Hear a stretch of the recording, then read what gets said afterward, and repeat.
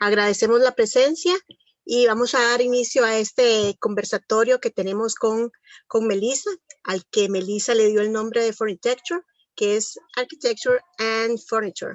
Entonces, para hablar un poquito de Melissa, Melissa es arquitecta especializada en interiorismo y diseño de mobiliario. Ha colaborado en proyectos comerciales como Restaurante Isolina en Barrio Escalante, Bar Bebedero en Edificio Steinberg y Raw en Lindora. En el 2015 estableció el Estudio en San José, Costa Rica, donde no solo crea arquitectura y espacios únicos, sino que también fabrica mobiliario a la medida y diseña experiencia de marca. En el 2019 lanza su primera colección de mobiliario Futura, una serie de objetos y mobiliario para hacer de la vida cotidiana una experiencia más entretenida. Entonces, a partir de ahora vamos a escuchar a Melissa. También ella nos establece algunas preguntas también para interactuar en este conversatorio y también ofrecemos el espacio del chat para que dirijan las preguntas que quieran hacer en el chat y yo se las puedo leer a Melissa y dependiendo del tiempo también podemos dar participación, ¿verdad? Entonces, por favor mantengan sus micrófonos apagados y escuchemos a Melissa y ahí podemos después interactuar. Muchas gracias, Meli. Adelante. Hola, Catherine, muchas gracias. Hola, chicos, hola a todos. Bueno, aquí veo que están conectados. Muy feliz de estar con ustedes y la verdad que hoy traigo un tema bien interesante. Tengo hasta preguntas que me gustaría escuchar sus opiniones. Y bueno, vamos a darle. Voy a compartir pantalla para que tengamos la presentación. Y bueno, igual, podemos estar acá en el chat, pueden escribir cualquier comentario o pregunta. La idea es interactuar un poco con ustedes y escuchar sus opiniones. Un poco como para darle introducción, creo que el mobiliario y también la rama del interiorismo son ramas de la arquitectura que han sido un poco estigmatizadas por los arquitectos porque lo vemos como algo tal vez menos de lo que nosotros estamos acostumbrados a hacer o creemos como que es como algo inferior y eso es algo como que siempre me ha estado dando vueltas en la cabeza, ¿verdad? Entonces, ¿por qué mobiliario si soy arquitecto, verdad? O sea, ¿por qué vas a estar haciendo mobiliario si lo que haces es algo más grande, se supone? En realidad, por extraño que parezca, el propósito esencial de la arquitectura y el mobiliario se reducen hacia lo mismo. O sea, al final, los dos necesitan ser tanto funcionales como estéticos. Y contienen la tercera dimensión del espacio. Entonces, al final es un poco eso. Quiero como empezar contándoles un poquito sobre como antecedentes para que nos ubiquemos y es algo que yo también he hecho en mi proceso de aprendizaje como para ver, bueno, ¿y dónde empezó el mobiliario y en qué momento hay diseñadores de producto y maestrías para diseñar mobiliario, ¿verdad? O sea, ¿en qué momento se empieza a volver algo académico y deja de ser una artesanía? Empecemos un poquito como en el siglo pasado, 1914, por ahí, Le Corbusier propone la casa dominó, que básicamente establece cómo han sido los principios de la arquitectura hasta el día de hoy, ¿verdad? Y tiene mucho que ver con la etapa industrial, o sea, con la época donde ya habíamos dejado por completo la Edad Media y esto de vivir con los señores feudales y ya la gente se había ido a las industrias a fabricar, necesitábamos todos tener nuestra propia casa y crear productos, o sea, ya crear un producto masivo para vender y el capitalismo y todo esto estaba en su auge.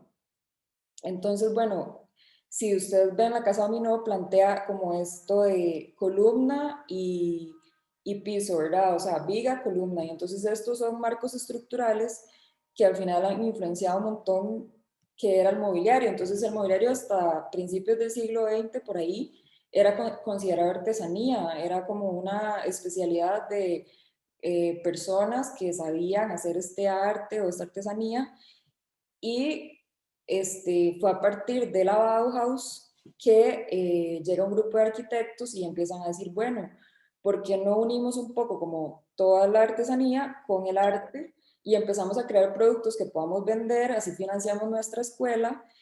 Y si ustedes se dan cuenta, también esta es la primera escuela de diseño, donde nace el diseño gráfico y a donde empiezan a hacer todo esto del diseño de mobiliario como desde el punto de vista académico. Entonces, o sea, los objetos de diseño industrial, más que todo, ¿verdad? O sea, no solo mobiliario como tal, sino también objetos para la vida cotidiana. Entonces, estas son las dos cosas que estaban pasando en ese momento, que son muy interesantes, y a partir de ahí empiezan a hacer el mobiliario arquitectónico. Entonces es interesante también ver qué estaba pasando y qué estaban haciendo en esa época, porque a veces vemos el mobiliario actual y realmente hemos estado viviendo durante mucho tiempo con cosas que se establecieron a principios del siglo pasado y a veces creemos que es como súper nuevo. Entonces es interesante también dar esa mirada atrás y empezar a ver un poquito. Este es un conjunto de piezas creadas por Gary Thomas y entonces si ustedes se fijan, él era arquitecto, diseñador y carpintero. Entonces es interesante que como él usa las líneas rectas y usa como las volumetrías, todo muy sencillo, si bien son planos, es muy maqueta, entonces sí es interesante ver a estos diseñadores creando estas piezas. Este es una mecedora para bebé y también esta fue creada en 1923 para la Bauhaus. Este es la silla de Marcel Breuer. Entonces también interesante ver, aquí metí estas sillas porque son muy conocidas, o sea, las hemos visto en proyectos, se ven por ahí, ya hay o sea, muchas tiendas creando copias, se pueden conseguir a un precio mucho más accesible del que tienen realmente y entonces al final son los muebles con los que estamos viviendo actualmente, pero son de 1925, digamos, 1928. Pero vean, desde acá ya estaban fundamentando las bases del diseño y ellos eran arquitectos que tenían todo un conocimiento estructural y nada más lo aplicaban al mobiliario. Esta es la de Miss Van der Rohe, que es vacilón porque esta silla, en realidad la autoría es de Miss Van der Rohe y la esposa que es Lily Wright, bueno, la pareja. Entonces, bueno, en realidad siempre se dijo que es la silla Miss Van der Rohe, pero también ella es autora. Y de igual forma, él también ya lo conocemos todos, que era arquitecto. Entonces, un poquito, esta búsqueda mobiliario busca que el mobiliario sea flexible, transparente, que contenga estructuras que permitan usarlo de diferentes formas y como sea posible, capaces, digamos que sea posible de generar cualquier tipo de programa, cualquier tipo de necesidad de resolverla con este mobiliario. Entonces es multifuncional, tiene diferentes capas. Esto, por ejemplo, son, digamos, en esta que les presenté, la casa dominó, se establece el tema de estructuras y wireframes. Acá lo vemos aplicado ya a nivel de estanterías, por ejemplo. Entonces crean estos sistemas de estantería que, por ejemplo, el de la izquierda es súper interesante porque está todo a base de tensores, eso es como puro estructuras. Y si ustedes ven, todas las repisas estaban básicamente colgando del hilo de arriba, entonces es casi como una pieza de arte también. La estantería de la derecha, esas ya un poco después del 56, y están, por ejemplo, estas de Nuage, de Charlotte Perriand, que tiene como estos colores básicos, y a la derecha tenemos un ejemplo de la IMSS Storage Units de 1949. Entonces, si ven, es como todo el conocimiento de estos arquitectos que empezaron a explorar con los materiales, con los mismos materiales con los que construían. Si ven, a la derecha es malla metálica expandida al fondo, mezclan madera, tienen como unos tableros que tienen como a las que le hicieron como una textura en círculos al frente y van mezclando colores y al final es muy curioso como el mobiliario que se puede crear a partir del conocimiento de arquitectura. Este, Esto fue lo que pasó como hasta 1900, como hasta mitad de siglo. Y también empezó a darse como todo lo que son microarquitecturas, ¿verdad? Entonces son muebles, o sea, que al final se fusionan por completo con el espacio, o sea, que al final se convierten en arquitectura también. Entonces, por ejemplo, está este espacio de Werner Panton, que es de 1970, increíble, que al final es mueble y espacio. Entonces también arroja una pregunta que me estoy adelantando, pero ¿cuál es la línea entre arquitectura y mobiliario? O sea, ¿realmente se puede pensar en arquitectura habitable sin pensar en mobiliario? Es como algo que a veces creo que también dejamos mucho de lado durante la escuela, mientras estudiamos y también en nuestra vida profesional a veces como que pensamos en espacio y no estamos pensando directamente, bueno, cómo se habita ese espacio, porque al final el contacto directo de los humanos con el espacio va a ser el mobiliario, ¿verdad? Y el interiorismo y las texturas y lo que está adentro del espacio. Y muchas veces estamos muy enfocados en la volumetría o el cascarón o cómo se va a ver esa fachada, pero al final el espacio que vivimos es ese de adentro. Entonces, realmente podemos separarlo. Eh, bueno, ok, esta no la presenté. Este es de 1971 y es de Joe Colombo, que es un diseñador industrial, y él plantea este mobiliario que es casi como microarquitectura porque es toda la casa. Entonces vos abrís con puertas y armas un cuarto y después armas la sala, y esto es como un principio que se ha utilizado mucho actualmente para todo lo que es espacio mínimo, sobre todo en países de Europa, que los metros cuadrados que tienen para vivir son demasiado reducidos y entonces necesitan espacios que puedan ser dormitorio, la cocina, la sala, o sea, todo. Son espacios que se van transformando. Este, ¿Cómo conseguir el máximo de recursos, el máximo impacto con el mínimo de recursos? Bueno, esto ya es un poco, bueno, no sé si hasta ahorita tienen como alguna duda, no he estado viendo el chat, me voy a salir un toque, porque, No, todavía no hay dudas, ok, Melissa. Sin ¿quieren embargo, o sea, continuar podemos o dar el quieren? micrófono si quieres que interactuemos. Sí, creo que, o sea, creo que aquí podemos como interactuar un poquito y como tal vez continuar. Creo que me gustaría como escuchar sus opiniones sobre el diseño inmobiliario, si sabían como toda esta información, estaban enterados de que esto había sido de esta forma, que el diseño inmobiliario en realidad empieza en la Bauhaus, que todos esos arquitectos se dedicaron también a diseñar mobiliario que se ha creado.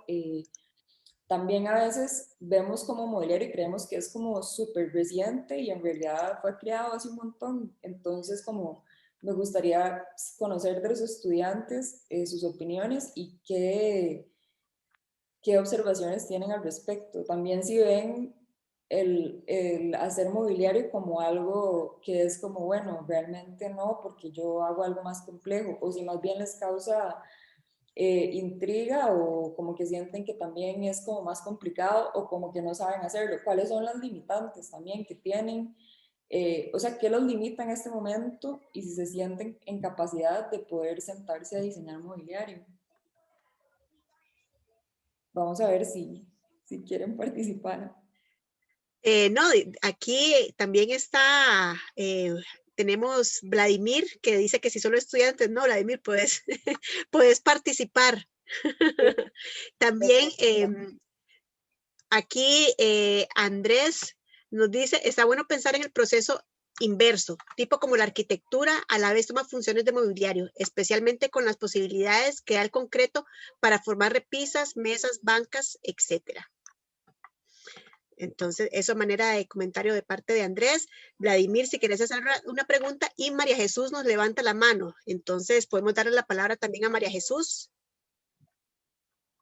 Puedes abrir micrófono, María Jesús. Vladimir. Bueno, yo quiero hablar. Bueno, yo en lo personal, yo me metí a arquitectura porque Yo desde un principio pensé que lo que a mí me gustaba mucho era diseñar mobiliario. Entonces yo dije, voy a buscar algo que me permita aprender las bases del diseño y nunca pensé que una arquitecta terminaría diseñando mobiliario, porque yo también tenía la opción de diseño industrial. Entonces, pues me emociona mucho ver a una persona que logró hacer como lo que yo he estado buscando, lo que me decidí. Entonces, sí, a mí me gusta bastante el diseño inmobiliario, me parece este, fascinante. Y también sobre la presentación, me llama mucho la atención como uno ve esas sillas y uno pensaría que se hicieron como con la misma tecnología en años recientes y ver cómo que se hicieron en 1900, me parece como que se ven muy adelantadas a su época, entonces me llama la atención. Ok, muchas gracias, María Jesús. Qué interesante eso que estás comentando, ¿verdad? De que entraste con ese objetivo, que totalmente más bien como que te devuelvo una pregunta, ¿cómo te ha ido aplicando eso en los talleres de diseño y mientras estás estudiando? Lo has estado proponiendo también? Sería interesante. Y bueno, esto último que decías, de que las piezas a veces parecen y que con la tecnología y todo, sí, ¿verdad? Es impresionante. O sea, a mí lo que me pone a cuestionarme todo esto es, ok, esto ya se hizo hace 100 años, más o menos, o más. ¿Qué vamos a hacer nosotros ahora? ¿Qué vamos a proponer para los nuevos estilos de vida? Ahorita estamos ante un reto bastante interesante, que es que, bueno, hemos dejado de pasar tiempo fuera y a pasar demasiado tiempo dentro de nuestros hogares. Entonces eso, ¿cómo va a impactar y cómo está cambiando hasta la perspectiva de la gente? Porque ahora la gente se preocupa por su espacio interno, ahora la gente, o sea, la gente antes, sus casas eran un espacio dormitorio, voy, cocino y y duermo y paso un ratillo. Pero ahora es paso ahí todo el día, ahí trabajo, ahí es mi tiempo de ocio, ahí es mi tiempo de cocinar, de cenar, o sea, también dejaron de salir un montón, entonces eso ha cambiado mucho la perspectiva de la gente y ahora empiezan a notar el espacio, es como, ah, es que este mueble no me sirve, es que esto me incomoda, es que, ¿verdad? Entonces nosotros como diseñadores también, como visionarios del futuro, porque al final los arquitectos somos un poco visionarios también, o sea, tenemos que, creo que una parte ética de ser arquitecto es también preocuparnos por crear nuevas formas y nuevas soluciones para mejorar la experiencia de vida humana, ¿verdad? O sea, como que ese es nuestro deber y en vez de preocuparnos tanto como por utilizar como las cosas que ya se usaron, creo que es bueno y sobre todo en este momento plantearnos, bueno, ¿qué vamos a plantear nosotros a futuro y qué vamos a ofrecerle a la sociedad, básicamente? Entonces es como interesante eso y voy a darle chance a María José de que nos conteste, si puede, la pregunta anterior. A María Jesús. A María Jesús, perdón.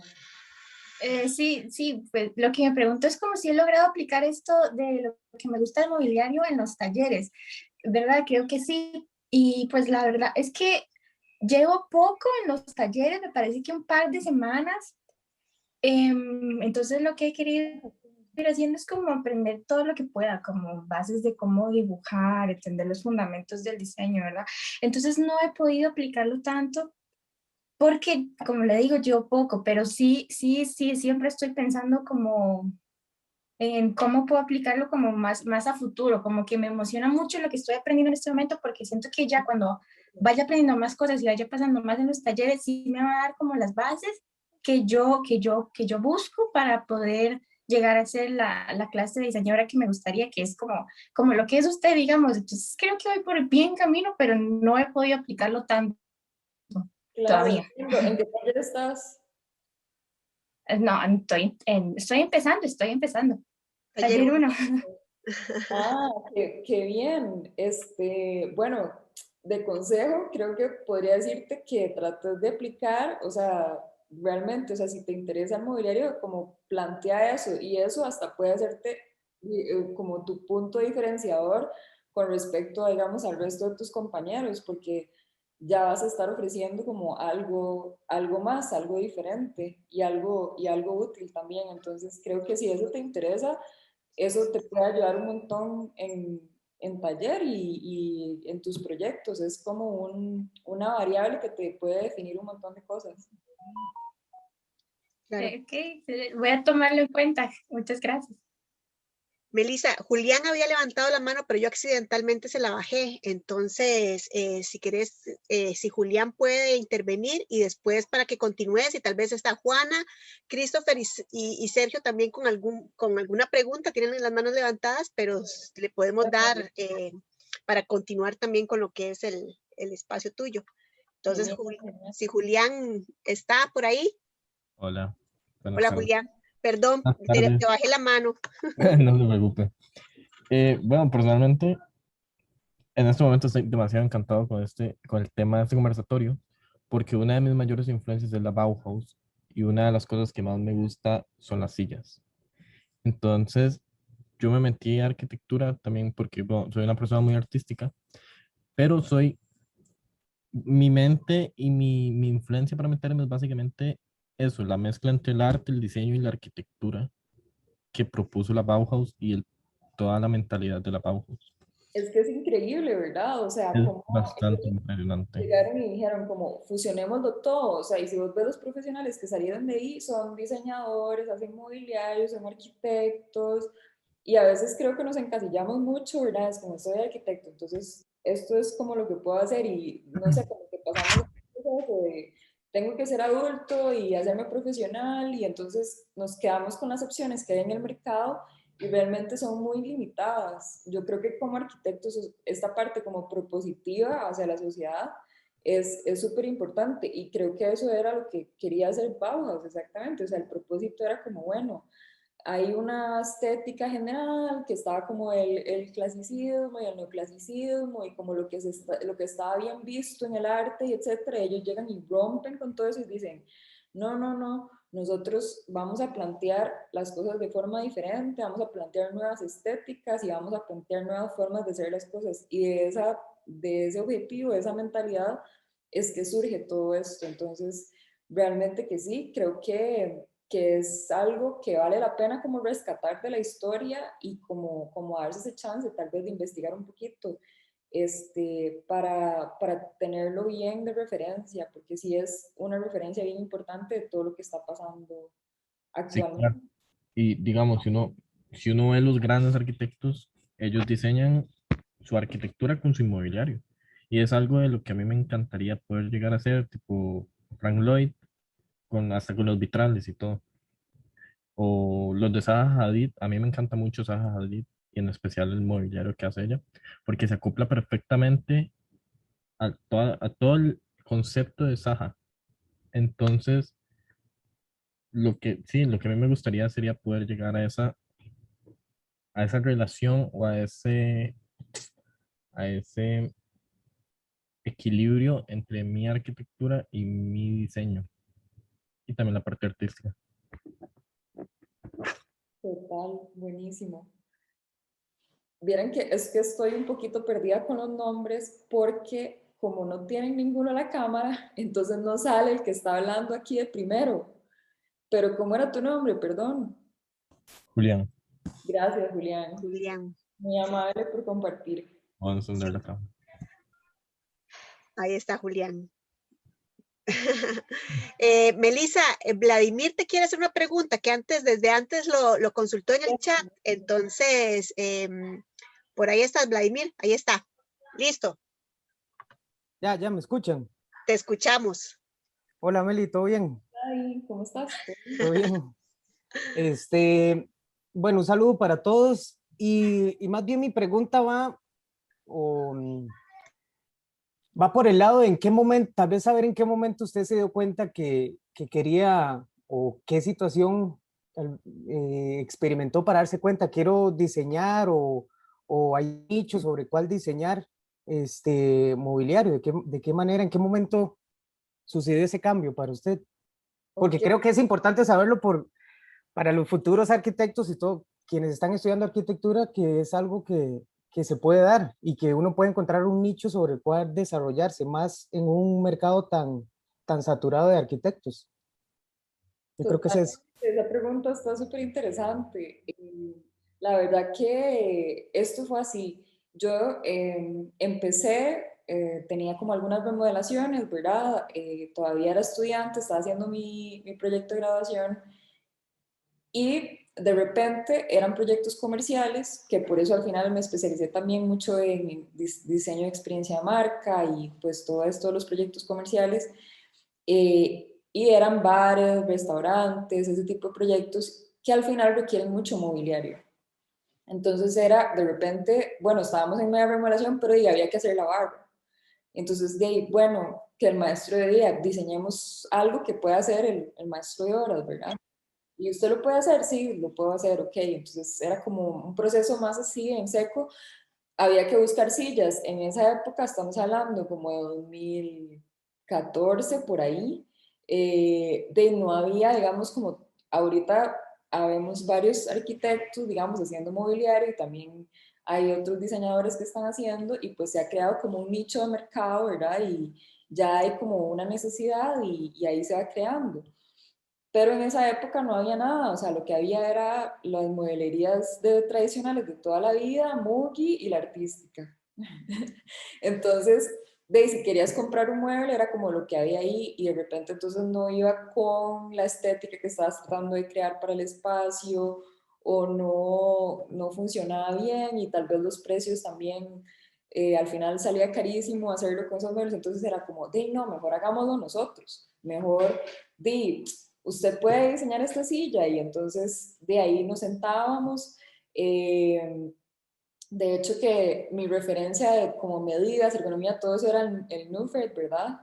Y al final, en realidad esas medidas están hechas todo como con alemanes.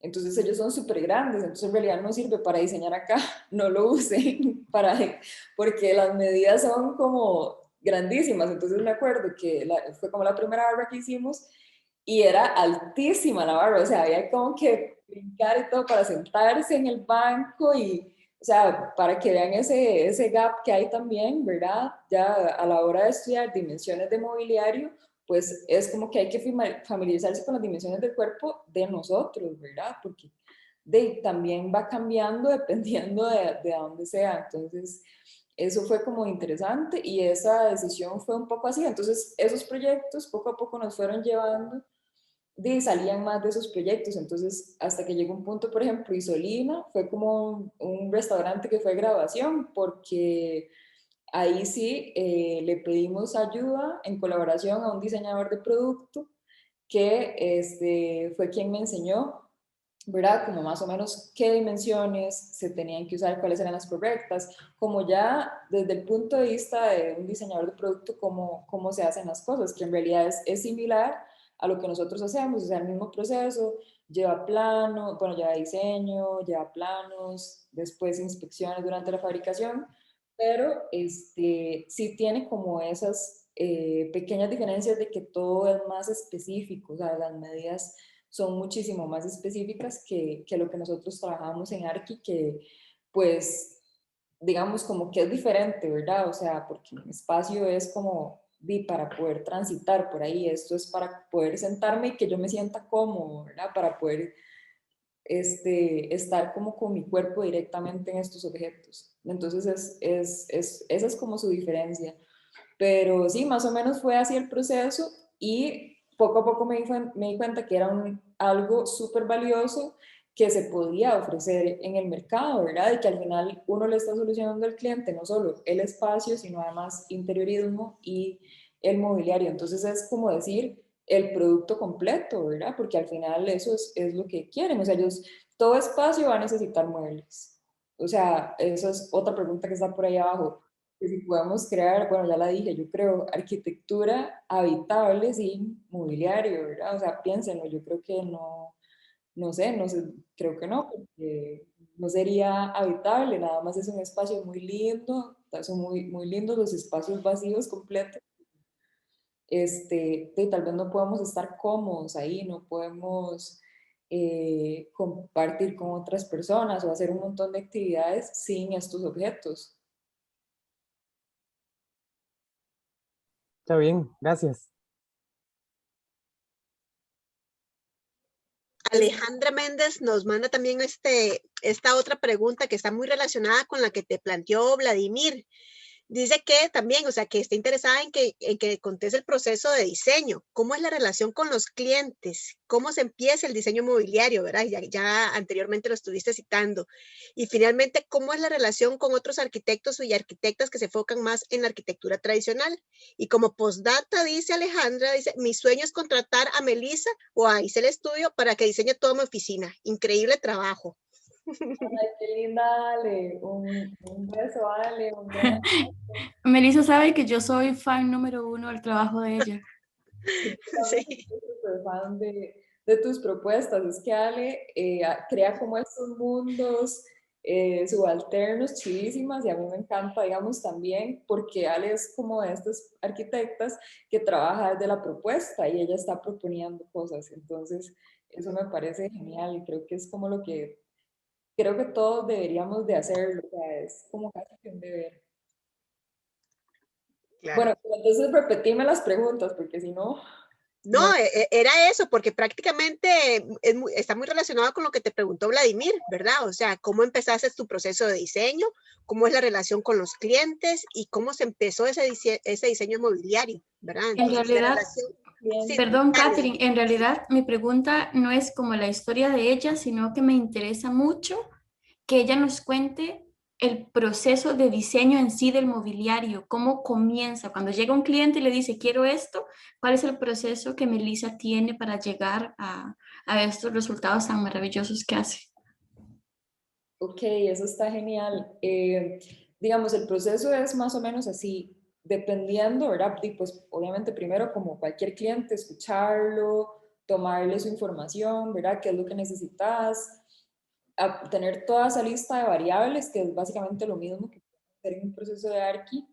Y una vez que tengo la lista de variables, normalmente los clientes, una de dos, o no tienen idea de visualmente qué andan buscando, o ya tienen idea y me suelen enviar fotos, digamos, y referencias. Es como, quiero algo como esto. Entonces ahí yo hago como un filtro, ¿verdad? De decir, ok, esto que me está pidiendo tiene pies y cabeza o no tiene nada de sentido y hay como que reestructurarle un toque la idea a esta persona o tal vez como encaminarlo de una forma diferente, que es básicamente lo que hacemos nosotros, ¿verdad? Porque somos expertos en esto. Entonces, eh, una vez que se define eso, entonces ya sea que se aceptan las referencias que tiene el cliente, se dice, ok, esto es válido, esto podemos trabajarlo así, y a partir de eso, entonces ya nos sentamos a diseñar, o sea, yo me siento, ya, o sea, últimamente la verdad es que estaba un poco sofocada, entonces, antes yo me tomaba el tiempo para ya como que conceptualizar más tranquila y como que me tomaba más tiempo y últimamente es así como más rápido, ¿verdad? Entonces es decisiones de diseño rápido ya todos los días, entonces cuando tengo el ratito de sentarme a tomar esas decisiones, tiene que ser rápido porque hay otro montón de cosas y procesos que seguir haciendo. Entonces rápidamente se toman las decisiones y ya me siento a elaborar el 3D. Como ya tengo un ratillo haciendo eso, entonces de ahí uno ya crea como cierto estilo, como cierta forma de hacer las cosas y la gente pide eso. Entonces, de ya digamos, si me piden una estantería, yo ya sé como que ya tengo, bueno, te puedo ofrecer esto, esto así y esto así, y entonces es mucho más fácil el proceso de elaborarlo. Pero cuando empecé de cero, entonces yo decía, bueno, ok, creo que algo muy valioso es ofrecerle un producto personalizado al cliente, porque lo que no tienen en el mercado es eso, ¿verdad? Entonces eso es una cosa muy diferenciadora y ellos eso lo disfrutan un montón, entonces sí me siento y saco el rato para tratar de crear algo que sea especial para cada cliente, digamos. Hago todo lo posible por hacerlo, a veces no es tan necesario hacer algo porque ya quieren algo muy específico y a veces sí es totalmente quiero algo que sea totalmente especial para mí y que lo hiciste vos, entonces ahí sí me saco como un toque más el rato. De hecho, esto de la hoja está súper interesante porque tengo un cliente ahorita que él es diseñador y entonces me pidió justamente que quiere como una estantería enfocada en la Bauhaus. Entonces, eso me ayuda un montón como haber tirado como mi estilo y como mi propuesta y eso ayuda un montón a traer a las personas que van a estar interesadas en eso, ¿verdad? Entonces, como que me salen los clientes que sí me ayudan. Y no les miento, también salen los clientes que no ayudan. O sea, también salen de todos los tipos, ¿verdad? No es que todo es el jardín de las rosas, pero digamos, hay diferentes tipos de clientes. O sea, creo que cuando tenés un negocio, y ya aquí hablo como empresaria, no como arquitecta, para sostener un negocio tenés que pensar en que tiene que ser rentable y que tenés que estar generando ingresos.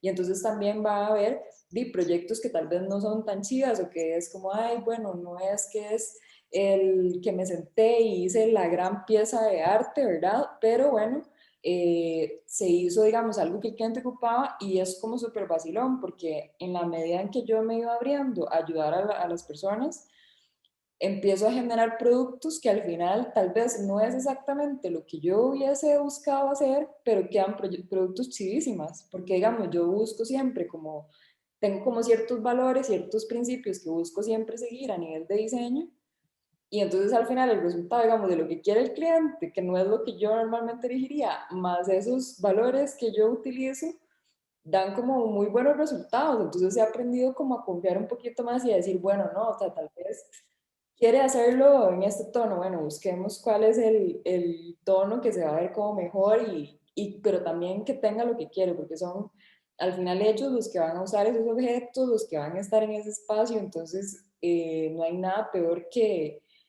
meterse uno en el ego de arquitectos como, y yo quiero porque tiene que ser así y no puede ser la otra, y que ellos terminen infelices con sus cosas y sus espacios. O sea, al final eso es como el gran reto. O sea, es un gran reto, no voy a mentir que sea facilísimo, porque no, o sea, es un estira y encoge así con los clientes. Ale, estás levantando la mano. ¿Vas a decir algo? Sí, sí, yo Ok. solamente quería decir que, ¿verdad? La arquitectura tradicional tiene como esta visión ególatra, como la acaba de decir Melissa, pero la parte más, de lo que yo le veo que es increíblemente hermoso a esta parte del diseño inmobiliario, es que es la parte arquitectónica menos ególatra, menos egoísta, es la que le da más a las personas porque está más en contacto con el cuerpo. Entonces, no creo que no todos los arquitectos ni arquitectas tenemos esa capacidad tan bella de diseñar mobiliario, y me parece una de las partes, verdad, muy, muy cruciales del diseño, que como lo dijo usted, se deja muy de lado. Solamente quería decir eso, que es maravilloso. Wow, verás que nunca lo había visto desde esa perspectiva, pero tenés toda la razón. O sea, al final, en cierta forma, creo que uno trabaja muchísimo como el tema, digamos, de la humildad, y de decir, bueno, ok, esta persona necesita esto, vamos a ver cómo podemos dárselo, y también mantener el balance de que, bueno, yo tengo un criterio también y tengo un conocimiento. Entonces uno tiene como que ir guiando a esa persona, pero al final creo que es súper chido poder dar esto a las personas. O sea, al final estás dando algo que es útil para los demás, y creo que eso es como lo importante en lo que sea que hagas, lo que sea que te dediques, es hacer algo útil para la sociedad, básicamente. Ujú. Perfecto. Melissa, tenemos dos comentarios, una pregunta y comentarios aquí para que después puedas continuar. Tenemos una de Jorge Ulate. Dice, ¿cuáles crees que son los mayores desafíos que vamos a tener muchos, que no solo vamos a salir a un mercado lleno de arquitectos, sino a un país donde las mueblerías siempre diseñan igual y no se aventuran a hacer algo nuevo y que podemos hacer nosotros?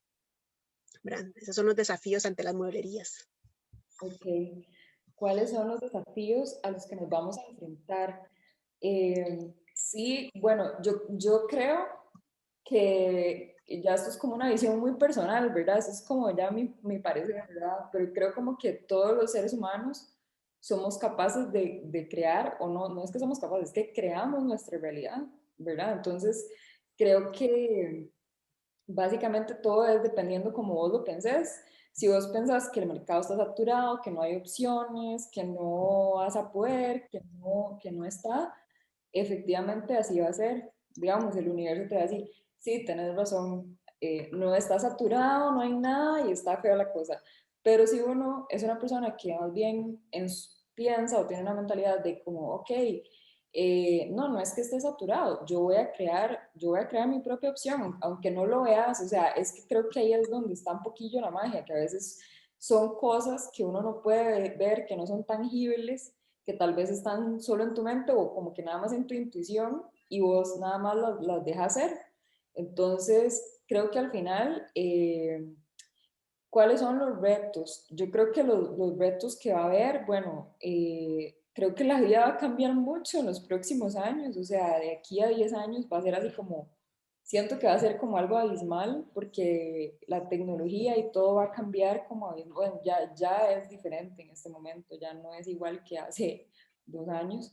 Y eso a 10 años va a ser demasiado abismal, no solo, o sea, la forma como diseñamos, o sea, eso nos va a afectar todo, pero mientras busquemos como en qué podemos ayudar y en qué podemos ser útiles, nosotros siempre vamos a ser necesitados, o sea, como que básicamente ese es el objetivo, ¿verdad? O sea, tal vez pensemos en aportar, ¿verdad? En generar valor para la sociedad. Entonces, bueno, ¿qué veo yo o qué necesidades, ¿verdad? O sea, yo pensaría, bueno, ok, las mueblerías solo hacen lo mismo de siempre, entonces, ¿qué puedo hacer yo para cambiar eso? No sé si me interesa mucho ese tema, ¿verdad? Bueno, y tal vez yo puedo como crear mi propia modelería que haga cosas diferentes o no sé, ¿verdad? Es como empezarse a hacer estas preguntas o de repente puedes salir a la calle y ver que alguien necesita como ayuda con su fachada o necesita ayuda con X cosa del espacio. Entonces, digo, uno, creo que un arquitecto tiene que tener eso, como ser un poco proactivo, ¿verdad? De ir y poder entablar una conversación con una persona y decirle, mira, veo que tenés esta necesidad, veo que yo te podría ayudar de tal manera.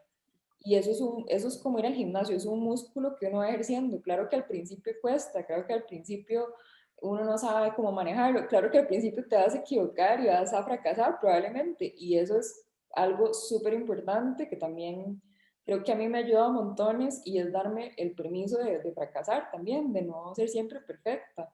Y creo que la sociedad nos ha metido como este chip de no, el fracaso es malo, no puedes fracasar. Y entonces, ¿cómo vas a ser exitoso si no fracasas? O sea, es que es parte de, tenés como que equivocarte un poco para aprender y para luego ya hacerlo bien. Ese es el proceso natural. Pero nos han metido en la cabeza que no, que perfectos desde el inicio y entonces realmente no nos damos como de si no podemos fracasar, entonces no tenemos el chance de hacer ese aprendizaje y de crear cosas nuevas. Entonces, no sé, creo que yo vería el tema de los retos, más de cómo ponerlo de forma negativa, creo que más bien el reto es cómo ayudamos a todo lo que se va a ir viniendo, digamos, en este momento, ¿cuál es el reto? Por ejemplo, de que las personas tengan salud mental, básicamente, porque están encerrados en unos espacios que hemos estado diseñando, que son un huevito, porque así son todos los espacios de ahora, ¿verdad? Y entonces, bueno, entonces, ¿cómo los ayudamos a que no se vuelvan locos y de que haya menos suicidios, o no sé, porque creo que tiene mucho que ver con eso, todo lo que estamos viviendo. Entonces, ¿cómo hacemos para que su vida sea más amena y para que sientan como que tienen un rinconcito ahí de jardín o algo, aunque no tengan, digamos? O sea, ¿cómo aportamos? Siento yo que ese es el reto en este momento. Más adelante van a venir otros retos que en este momento pues no podemos prever, ¿verdad? Pero imagínate, no sé, puede tener que ver con estas cuestiones, ¿cómo es que se llaman? Se me fue el nombre, pero con los hologramas, ¿verdad? Creo que cuando yo estaba estudiando, tenía unos compañeros que hicieron una tesis que hablaba mucho de eso, ¿verdad? Que en el futuro la vida iba a ser, la arquitectura iban a ser hologramas y entonces que iba a haber un programa, un app, y entonces vos decías, bueno, hoy quiero que la pared sea no sé qué, hoy quiero estar en la playa, y entonces ya aparece la playa, y entonces como que, ¿cómo hacemos los arquitectos para competir contra un app? Etcétera.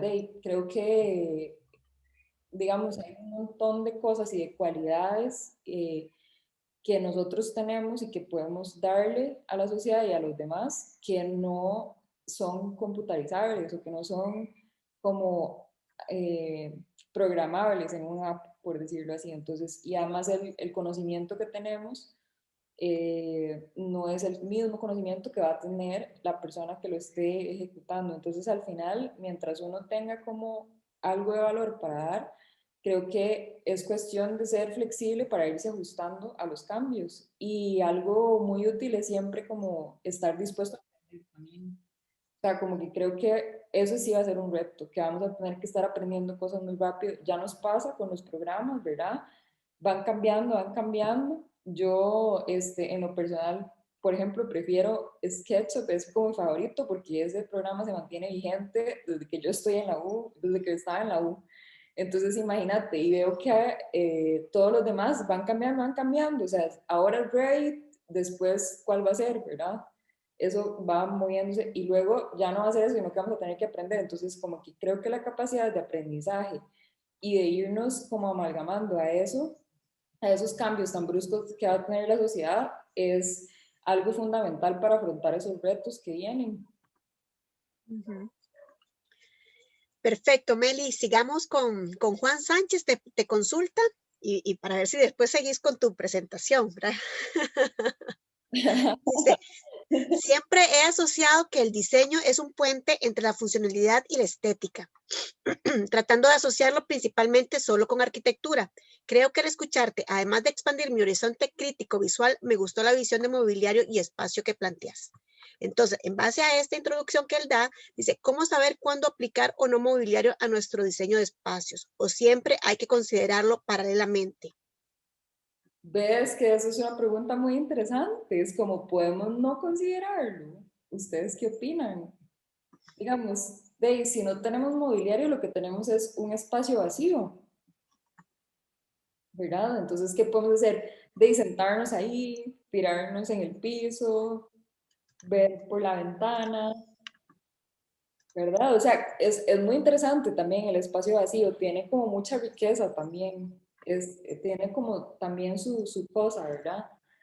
Pero ahí podemos comer todo el tiempo en el piso, digamos, o ahí podemos tirarnos, ven, no, no podemos tirarnos en un sofá, no podemos atenuar, bueno, las lámparas también son parte del mobiliario, entonces también es como parte de atenuar.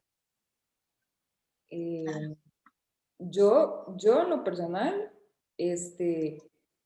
creo que habitar en un espacio sin mobiliario es medio complicado, más o menos como cuando vivían en las cavernas, algo así, ¿no?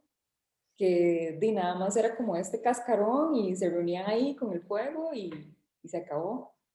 Porque al final son objetos inmobiliarios, ¿verdad? O sea, como nuestros electrodomésticos también son objetos. Claro, sí. ¿Te gustaría continuar con la presentación y después, porque todavía quedan aquí algunas que otras que están surgiendo, pero me gustaría como seguir y después las retomamos. Tenemos aquí algunas preguntas puntuales, entonces continuemos con lo tuyo. Ok, entonces, bueno, ya después de que se creó todo esto, entonces ahorita, en el siglo XXI, ¿cómo conseguimos el máximo impacto con el mínimo de recursos? Entonces, viendo un poco todo esto de que el mobiliario sea multifuncional, de que podamos hacerlo de diferentes maneras, por ejemplo, este es un proyecto que se llama Rainbow Room, que está en San Pedro, está detrás de la U, de hecho, y acá, por ejemplo, se utilizó como este mismo concepto, lo que estamos viendo de las estructuras, ¿verdad? Para crear este tipo de estantería. Este era un espacio de garaje que era así totalmente oscuro, feo, no tenía luz. No sé si ven que a la izquierda arriba hay como una entrada de luz. Eso fue porque se levantó el techo, ¿verdad? Para que hubiera ahí como unos nichos. O sea, se levantaron ahí esos dos chitos para que vieran como unos nichos donde había esa entrada de luz mayor. Y por ejemplo se forró todo el espacio, entonces el piso se cambió por laminado, las paredes también se forraron con los mismos materiales del mobiliario, ¿verdad? Entonces eso como que crea una cierta coherencia visual, porque entonces vos vas viendo texturas en el mobiliario, vas viendo una pared, y eso como que genera una cierta armonía. Y acá básicamente era mobiliario que pudieras mover, que puedas cambiar, porque este espacio está destinado a ser café, galería y espacio de coworking, como para dar charlas o ese tipo de cosas. o clases de diferentes cosas. Entonces tiene que ser un espacio y un mobiliario que pudieran transformarse en todas estas cosas. Bueno, en esta foto no se ve, pero digamos que en las otras paredes, por ejemplo, pudieras colocar obras de arte, que las bancas en el centro puedan funcionar tanto como para estar de oyente en una clase con una compu o con materiales en la mesa, y también para sentarse a tomar un café. Entonces, es un mobiliario que es totalmente transformable a las necesidades del momento y de lo que requiera ese día.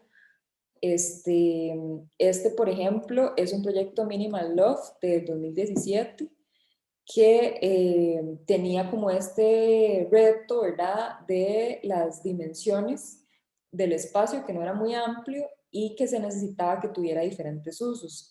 Por ejemplo, era la habitación, y entonces se creó esta estantería que básicamente, bueno, esa habitación tenía como una pared inclinada que volvía como muy extraño el espacio, entonces se le cortó esa inclinación con un eje recto, se sacó esta pared que al mismo tiempo funciona de estantería.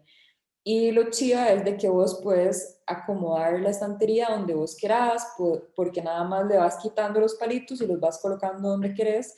Y si un día decís quiero más estantería, bueno, hago más palitos y le pongo más estantes y voy generando ahí mi propia estantería que puedo modificar a como yo quiero.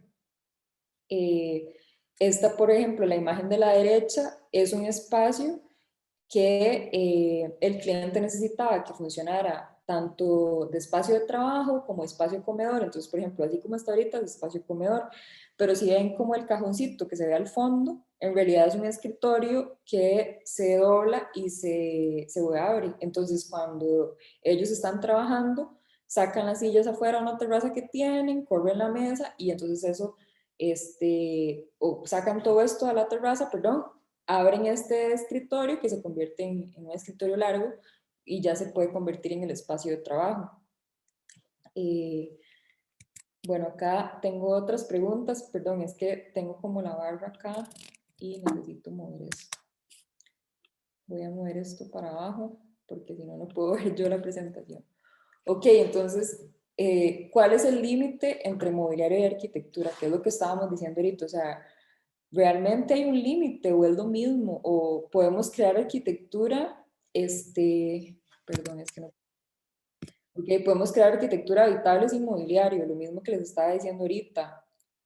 El mobiliario también es arquitectura, entonces es como que realmente la línea es muy delgada, ¿verdad? O sea, creo que parte del paradigma del siglo XX fue mucho como encasillar las cosas, ¿verdad? Decir, como esto es esto, meterlo en una cajita, aquí está la otra cajita y aquí esto es esta otra cosa.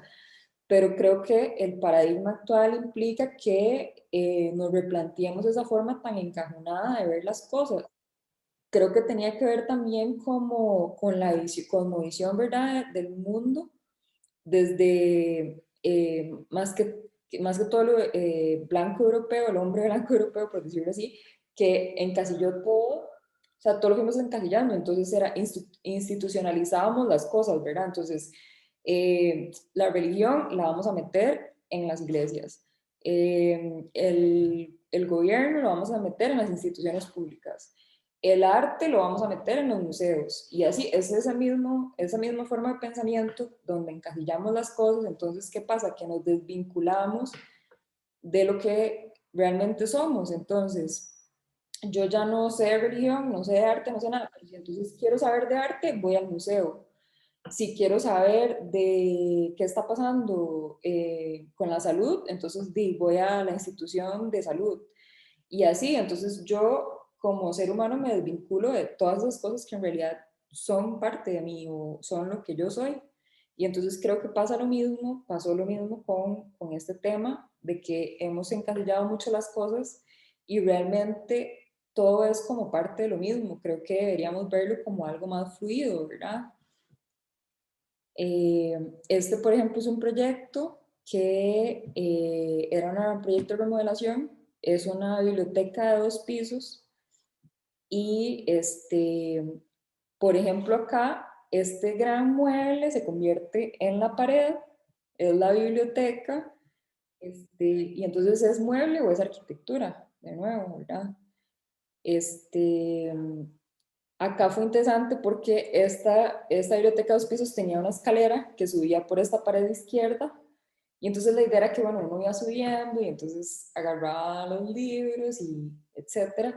Pero bueno, el cliente ya estaba mayor y entonces en medio del proyecto él quería hacer un elevador. eh, para que, porque esa casa tiene un nivel más abajo, entonces ya eran 3 niveles, ¿verdad? Y él decía, no, y entonces yo necesito esto. Y entonces, bueno, entonces en ese caso, ok, ¿qué hacemos? Tenemos que diseñar el elevador también, ¿verdad? Entonces, como tener esa flexibilidad para meterse en el diseño del producto, y bueno, el elevador entonces también es parte de la arquitectura, pero también es como un mueble, ¿verdad? También es como un objeto. Y entonces en ese momento lo que había era, o sea, de las opciones de un elevador es un elevador hechizo, porque no íbamos a poner un elevador de edificio de no sé cuántos millones, ¿verdad? Y entonces, ¿cómo son esos elevadores? Horribles, o sea, son los que uno puede ver en media calle, que hacen con lámina Jordomex, ¿verdad? Y no sé, los pintan como de café y son todos feos.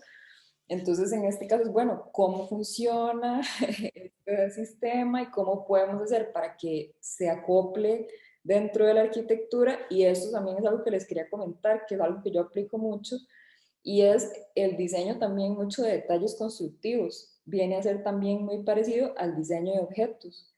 Y es algo que también he visto y en mi práctica y así, que los arquitectos tendemos a dejar como muy de lado, ¿verdad? O sea, como que no llegamos a ese grado, ¿verdad? Entonces después, cuando estamos en media construcción, y entonces, ¿cómo va a ser eso, verdad? Y uno tratando de ver, y entonces ahora me quedó la viga ahí, y entonces, ay, ya, digan, ya el diseño como está tan lindo en planos, de no quedó, ¿verdad? Porque quedó todo, ¿verdad? No estaba planeado. Entonces es como sí, meterse a ese nivel de detalle y empezar a buscar y a solucionar desde el diseño para que cuando lleguemos a la etapa de construcción, entonces esas pequeñas, ¿verdad? Todas las cosas que salen de camino, las cosas no esperadas, sean solucionables, ¿verdad? Y se puedan eh, meter, digamos, dentro del diseño, o sea, se puedan solucionar en el momento y que no te arruinen o no te echen a perder todo el trabajo, ¿verdad? Sino que sí se puedan meter dentro de las contingencias, que sea algo que se puede solucionar. Entonces creo que eso ayuda un montón meterse en eso, y creo que también eso es otra cosa muy chida que uno puede hacer, y es diseñar eh, los detalles arquitectónicos, y eso es una cosa que también les pongo la idea, y también es una oportunidad de mercado, porque ustedes le pueden vender eso a los arquitectos también, se lo pueden vender a las firmas, se lo pueden vender a las constructoras, y entonces a ustedes los llaman porque necesitan hacer un elevador tal cual, o porque necesitan hacer una puerta que entonces yo le hago no sé qué y abre así, porque también pasa en arquitectura, así como la gente también quiere como muebles que hacen esto y lo otro y que tienen esto, también pasa en arquitectura que quieren la puerta que no sé qué, que vieron la referencia en no sé dónde, y entonces ¿cómo hago yo para hacer eso en Costa Rica? Porque no hay industria y entonces no hay como un lugar donde yo puedo ir a comprarlo, sino que quién me lo hace, ¿verdad? Entonces ahí también, por ahí eso también es otra rama que yo lo he aplicado a mis proyectos, pero bueno, eso también puede ser una oportunidad de negocio, se los dejo ahí picando. Entonces, este proyecto es de el 2018, fue una remodelación residencial. Y entonces, ¿cómo proponemos nuevas formas de interactuar con el espacio que habitamos? Esta es la colección Futura, que fue la última colección de mobiliario que saqué como tal cual. Entonces esto quería enseñarles, hablando un poquito del proceso. Por ejemplo, acá, bueno, para responder tal vez un poco a las preguntas de Ale que estuvieron bien interesantes, antes de sentarme a diseñar, yo sí me empecé a referenciar. Entonces, por ejemplo, acá esta consola, o sea, básicamente la premisa de esta colección era, literal, necesito mobiliario para mi aparta. Entonces, en ese momento vivía con roomies eso fue hace como 2 años, y necesitaba ciertas cosas, ¿verdad? Necesitábamos como tener espacio de trabajo, necesitábamos como la sala, tener una consola para poner el tele, la mesa de comedor, o sea, literalmente hicimos como todo el espacio. Y entonces para la consola, me empecé a referenciar, bueno, qué está pasando ahorita en Europa, qué están haciendo los diseñadores.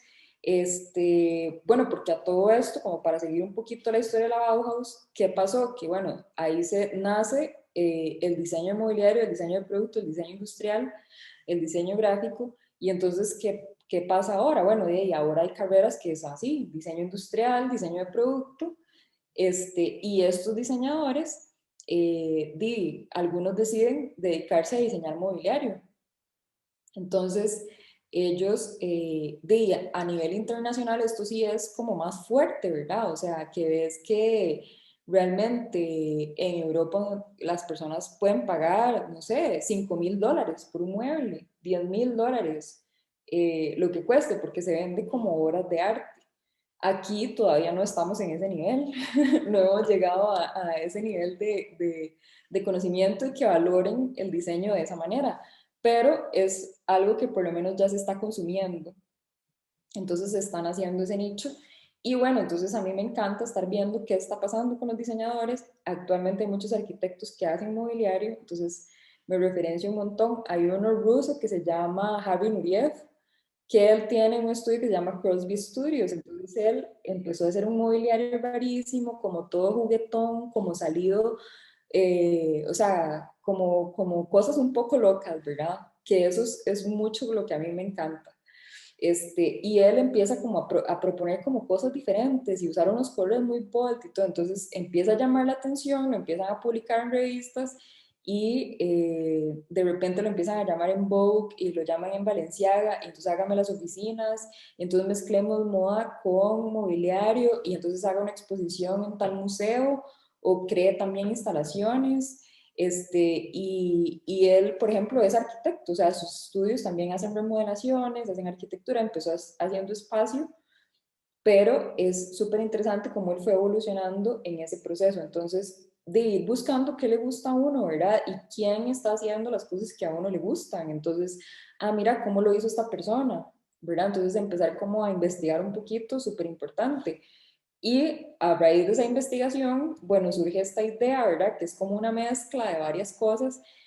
Y algo importante que yo me fijé es que quería hacer como algo diferente que no existiera, ¿verdad? Porque no hay que mentir, ¿verdad? O sea, el agua caliente ya se inventó, no es como que vamos, o sea, inventar algo nuevo de cero es como un objetivo muy, o sea, demasiado ambicioso para la época en la que estamos. Entonces, creo que uno tiene que ser realista y decir, ok, bueno, ¿qué es lo que hay? Y de lo que hay, ¿qué variación puedo hacer yo para crear algo diferente también? Y qué puedo, o sea, hasta dónde me permito y hasta dónde me permiten los materiales y las personas que hacen las cosas, ¿verdad? Porque al final no son cosas que son hechas por nuestras manos, o sea, dependemos de las manos de otras personas, hasta dónde llegan las capacidades de esto, ¿verdad? Y hasta dónde yo puedo hacer acá. Entonces, acá esta variación de las curvitas, o sea, no había hasta el momento ninguna consola que tuviera como estas curvitas, entonces eso fue como algo icónico que fue como bueno. Y también que me gusta mucho a la hora de hacer mobiliario que genera mucha ergonomía, entonces yo trato de meterle la curvita a todo lo que puedo para evitar los picos que son como tan poco amables con el cuerpo, siento. Y me encanta como que todo tenga como estas curvas para que todo sea como que te acercas y como que sentís que te recibe y como que es amable con tu cuerpo. Entonces es el plano, por ejemplo, vista frontal, para que vean, o sea, es lo mismo que hacer planos de Archi. Eso creo que es como igual, no hay tanta diferencia. Tal vez acá uno tiene que ser súper detallista y pensar siempre lo mismo que cuando es planos. ¿Cómo hago para que alguien que no sabe y nunca ha visto esto pueda hacerlo? ¿Verdad? ¿Cómo hago sin que yo esté ahí necesariamente encima explicándole? Entonces es como lo que siempre hay que pensar con esto. Y esta es la consola. que también tiene como esta atmósfera como vintage, ¿verdad? Está como inspirada también en consolas antiguas, y entonces también por eso se llama un poco Back to the Future, porque es como una retrospectiva al pasado, pero viendo hacia el futuro, ¿verdad? Porque también es un mueble rosado, así como muy llamativo, le da mucha personalidad a los espacios, y entonces también siento que eso tiene que ver un poco con el futuro, porque estamos cambiando cómo vamos viviendo y cómo vamos teniendo los muebles. O sea, definitivamente los mobiliarios que usa nuestra generación ahorita, o los millennials, por decirlo así, no es el mobiliario que usaban nuestros papás, ¿verdad? O sea, yo creo que sí estamos viendo como ya esa diferencia. Entonces, mi propuesta, por ejemplo, es una propuesta fresca de tengamos mobiliario más divertido, que no sea como aquel mueble todo como demasiado pesado y como todo oscuro y como con un montón de rebordes, sino como que tengamos algo fresco, que llama la atención, que también en cierta forma te nutre, porque al final es diseño y de lo que uno se rodea se nutre. Entonces uno hasta esta colección busca como un poco generar eso, como generar un bienestar en las personas, y también como que sientan como estoy rodeada de diseño, y que eso las inspire también a crear en su día, ¿verdad? Entonces eso es como un poco el concepto de la colección. Esta, por ejemplo, es la silla Hustling Chair, entonces igual, bueno, ¿y cómo hago para diseñar una silla y que sea ergonómica? O sea, eso es como todo un reto, ¿verdad? Que no sea algo incómodo, porque es como tiene las medidas acá. Y bueno, se puede hacer una silla de escritorio en Costa Rica. Hasta el momento, esto nace, por ejemplo, de que ocupábamos las sillas de escritorio. Queríamos como comprar unas chivas, pero de ahí no había nada chiva, o sea, todas son negras o tienen un color por allá, pero todas son como la misma historia. Afuera sí hay sillas de diseño chivas así de escritorio, digamos, eso sí es cierto. Pero entonces, bueno, queremos tenerlas acá, y ¿cómo hacemos para crear eso en Costa Rica? Se puede. Entonces, bueno, ahí se buscaron los accesorios que se pudieran acoplar, cómo yo puedo usar esos accesorios para crear la silla, cuáles son como las medidas correctas. Esta, por ejemplo, tiene respaldar alto porque mi ex roomie quería eso, digamos, que es la clienta en ese momento, quería que fuera una silla de respaldar alto, ¿verdad? Entonces eso era como parte de las influencias. Por ejemplo, esta silla tiene los apoyabrazos como súper amplios, porque la idea era como que uno pudiera estar trabajando y que puedas poner el celular ahí. Entonces es como súper útil para eso. Yo tengo un gatito y, por ejemplo, él le encanta subirse ahí en el apoyabrazos y queda ahí a la par. Entonces, como que tienen esto de que también te permiten interactuar de otras maneras, no solo para que sea una silla. Este es el David Sofa, por ejemplo, que la idea era que funcionara de sofá y también como una cama de día. Y los apoyabrazos, por ejemplo, se quitan, o sea, son removibles, y entonces los puedes usar de almohada. Entonces, como que vos puedes modificar un poco la estructura del sofá, o cómo es el mueble, un poco, como que tenés esa libertad de jugar con él. Este es el Magazine Side Table, que entonces sirve para de mesita de lado cuando estás como en un sofá o así, y sirve también de revistero, entonces como que tiene esta múltiple funcionalidad, también funciona de banco, entonces puedes utilizarlo como de diferentes maneras. También, bueno, esto viene siendo también un poco mobiliario como microarquitectura también, porque al final es mobiliario que de cierta forma nos genera arquitectura. Y este es un proyecto que era un espacio mínimo, así súper pequeñito, era como 2 por 3 metros. Aquí al fondo de esta foto había un closet, por ejemplo. Entonces era incomodísimo, realmente no cabía nada, y esto era para un adolescente. Él quería, digamos, poder llevar a sus amigos a jugar play, tener un espacio de estudio y tener su cama, ¿verdad? Obviamente, y su closet, por decirlo así. Entonces, bueno, ¿qué hacemos? Por ejemplo, ahí se eliminó el closet que estaba al fondo, y lo que hizo fue se le dio la vuelta, porque al otro lado había un pasillo. Entonces se abrió del otro lado y se cerró eso. Entonces eso nos generó más espacio para utilizar todas las esquinas y se planteó elevar la cama, ¿verdad? Que fuera como una especie de camarote y que abajo pudiéramos tener estantería, el escritorio y que él inclusive pudiera tener diferentes configuraciones. Entonces aquí se ve cómo queda la cama arriba, abajo esta foto quedó así porque desde la ventana había demasiado como resplandor, entonces como que no está tan nítida, pero si pueden ver ahí arriba está, digamos, lo que es la cama, abajo le queda un espacio de sofá, al frente tenía como este espacio de guardar la ropa y donde podía poner el tele y el play y todo, entonces él podía hacer de todo. Y el sofá de abajo se convierte en cama también. Entonces él ahí podía invitar a los amigos a jugar play y pasar todos los fines de semana y puede también, o sea, le quedaba como suficiente espacio para poder cambiar el escritorio de posición y como poder cambiar un poquito las cosas. Entonces eso mejoró mucho el espacio. Ahí arriba se ve la parte de arriba del closet, que sí la mantuvimos, pero la convertimos como en una mesita de noche empotrada en la pared. Y bueno, eso era como los que les traía para hoy. Pero si quieren podemos continuar con las preguntas. Perfecto, Meli, o sea, es súper interesante y la verdad es que tenemos bastantes preguntas y comentarios, ¿verdad? O sea, desde antes que empezaras este segundo bloque de presentación, ya venían acumulándose.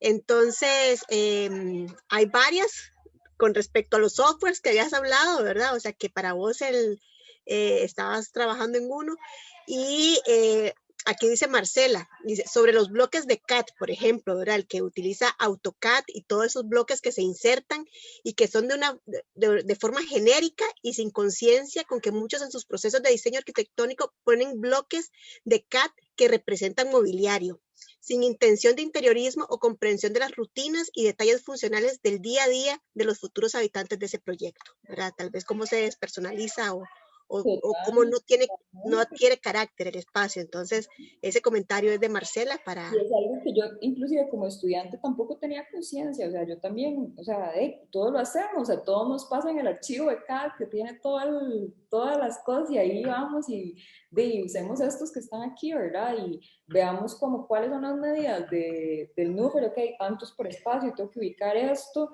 y es como todos lo hacemos, pero en realidad... toda la razón, es como totalmente inconsciente, no estamos viendo realmente cómo es ese espacio, cómo es ese mobiliario.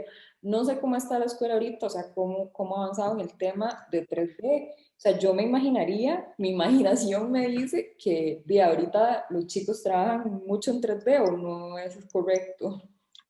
Pues sí, o sea, sí. Desde el inicio del 3D, ¿verdad? Unos ahorita están iniciando algunos manual y otros ya se han lanzado a lo que es el uso de la tecnología.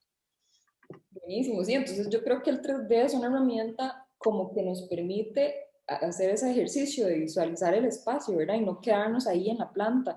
Yo creo que la planta es muy rico como para distribuir, o sea, yo sí creo que tenemos que hacer como todas, ¿verdad? O sea, como que sí, soy fiel creyente de que trabajemos en el 2D, trabajemos en la maqueta, no sé si eso todavía existe, si todavía existe, trabajamos en el 3D, ¿verdad? Pero definitivamente el 3D te permite visualizar todo lo que está pasando.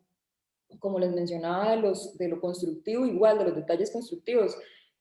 Hacer todo lo constructivo en 3D, construyan las cerchas, todo, cómo va toda la estructura, cómo va todo, y ustedes mismos van, o sea, realmente construyan esos modelos reales. Yo sé que es muy ambicioso pedir eso, digamos, a nivel de estar en la U, pero digamos, eso le ayuda a uno a visualizar qué es todo lo que está ahí, porque si no, entonces no contemplaste que la canoa medía tanto y entonces ahora quedó ahí una cosa y entonces ya no quedó como... ¿verdad? Esa es como la historia que yo veo que siempre nos pasa. Claro, también, o sea, vuelven a preguntar que si en el proceso, ¿qué softwares utilizas? Porque hablaste de que el SketchUp era lo que para representarlo. Si eso utilizas también para diseñar, ¿verdad? Sí, en SketchUp, full, y para 2D, pero eso ya porque yo soy como ya de la vieja escuela, me encanta Vectorworks, porque, bueno, primero uso Mac y Vector lo que tiene es que te permite dibujar, o sea, donde yo creo que ahora acá también, porque tiene el fondo blanco, pero digamos, uno en Vector le va colocando los grosores de línea, o sea, todo te permite verlo tal cual va a quedar impreso. Entonces no es aquello que uno se está imaginando que la línea roja va a quedar de no sé, o sea, es como estar dibujando a mano ahí en el programa, al Sí. menos como yo lo utilizo. Entonces por eso es que me encanta Vector, pero la verdad, lo que más uso es SketchUp. Y cuando tengo que hacer 3D, lo hago ahí. Y Claro, con todos los grosores de línea y todo. También igual con respecto a ese proceso tuyo de que estás diciendo, de que ojalá hagan todos esos modelos 3D, también o interviene Marcela diciendo qué pasa con modelos a escala 1:1 en cartón, por ejemplo, o sea, como para visualizar eso. súper interesante, pero realmente yo nunca lo he hecho con mobiliario, nunca me he sentado a hacerlo.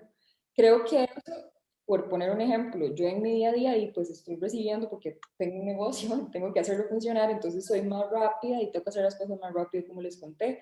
Pero si yo ya me voy a sentar, por ejemplo, que ahorita estoy en el proceso de hacerlo para sacar la nueva colección, entonces ahí es donde yo puedo aplicar eso, digamos, como que lo aplicaría para cosas muy especiales que sí valgan la pena, no siempre, ¿verdad? Pero me parece que la herramienta de la maqueta es la herramienta más rica que hay, o sea, realmente más bien lo extraño montones, hace rato que no hago, pero me parece que es increíble porque te permite ahí realmente probar estructura, cómo se sostiene algo, qué tan fiable es.